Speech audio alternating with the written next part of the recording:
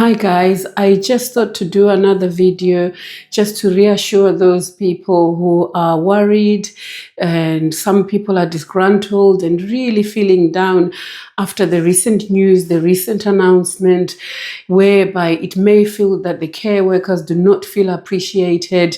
And some people have come in, made a real difference, made a huge difference to the care sector. And the news right now might just feel like those who actually don't understand what's going on, that, a lot of the care workers are the problem. And yet, no, the problem actually comes with illegal migration. It comes from those people that are coming into this country and not actually working, but taking from the system and costing the taxpayers. But when the news is all mixed up, we need to spread some love. We need to spread some light and hope for a lot of our great skilled care workers who are in our hospitals. I'm sure if many of you walk around the healthcare sector in the hospital, our carers, our porters, our doctors, our home carers, who are enabling our older adults to be discharged from hospitals and to be able to, go home after a hospital discharges, they require a lot of the skilled workers and care workers from across the world.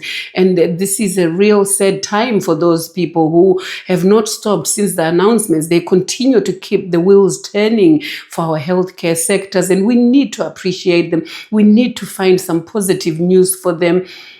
And the positive news that I've been hearing after all the announcements that have been made, that I also made, is that a lot of the opposition leaders and politicians are actually opposing this white paper proposals. And let's get it straight. These are only proposals. They haven't been put into law because I think they have to go through Parliament. There's got to be a debate, and that will be passed into law in the House of Commons first, then in the House of Lords, before it could be then made into a policy. So these are proposals.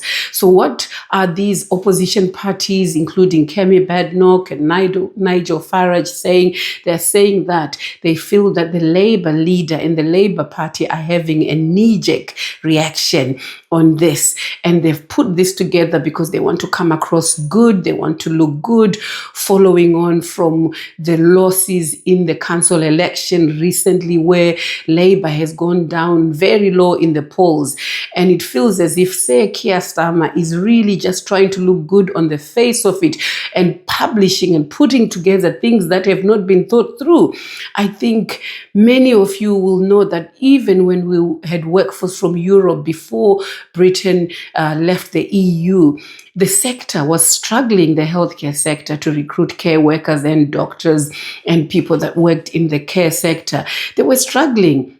And all of a sudden, where do they think that we'll get our workforce from? I know there are all these deals that have been signed with the EU and the India deal that, again, they will not be implemented for a very long time, but just putting a stop to something that is already struggling, even as we speak today. There are jobs within the care sector that have not been filled. And this is what a lot of the opposition people are actually saying, or leaders are actually saying, that the sector is still struggling. There is need for a transitional, plan before just cutting the lifeline. And a lot of care home managers have come up and actually complained and then put their views across.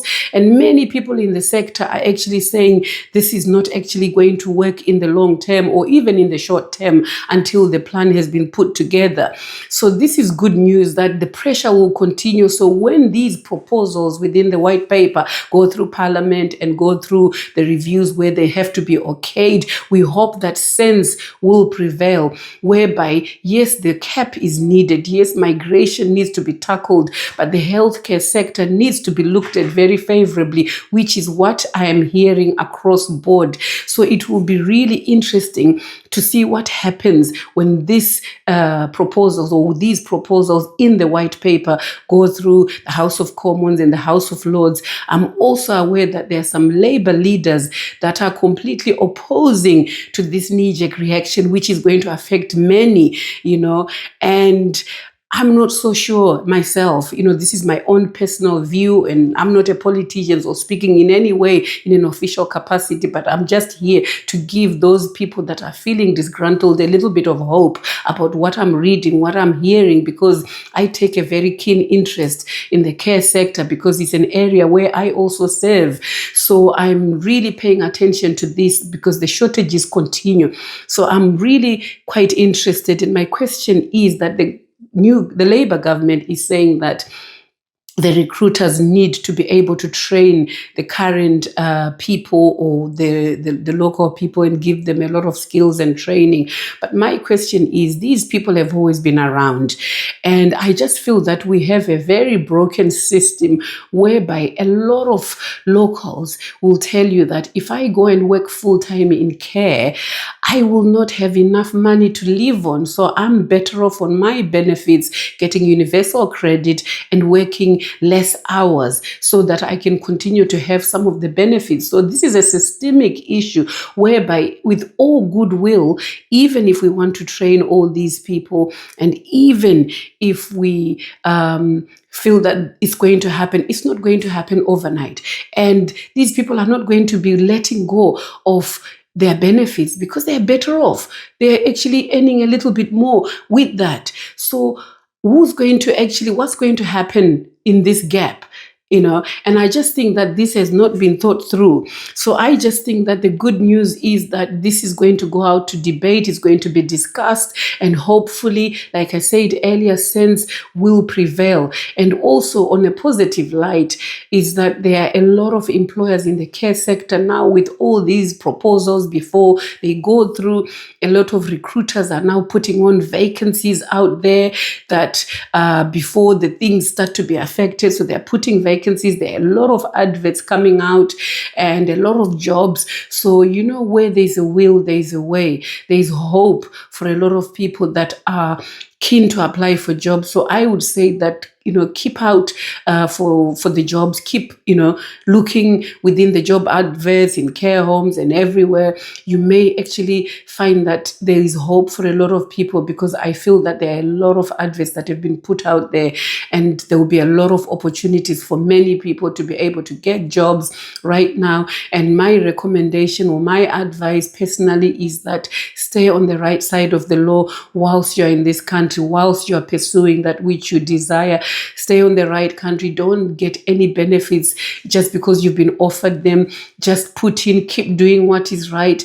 And I know some people are exploring opportunities in other countries, but you know what, there is no country without its problems, so sometimes be careful that you don't jump out of the fire into a frying pan, or from a frying pan into a fire, as they say. So look at the laws of these other countries. Because of geopolitics, a lot of things are changing. A lot of countries are going through challenges. There are changes even in Africa. If you look at the news, there's so many changes that are going on in the world, and these changes are affecting all these other countries. So as we speak, the world is going through a shake-up and changes are happening. If you look in the news in South Africa, there are issues. In Burkina Faso, there are issues. This is what geopolitics does. When other countries tighten up, it affects the other countries in Europe, in the West, that had relationships or trade deals with these countries. So we just need to look carefully before we jump ship. We just need to stay calm, stay focused,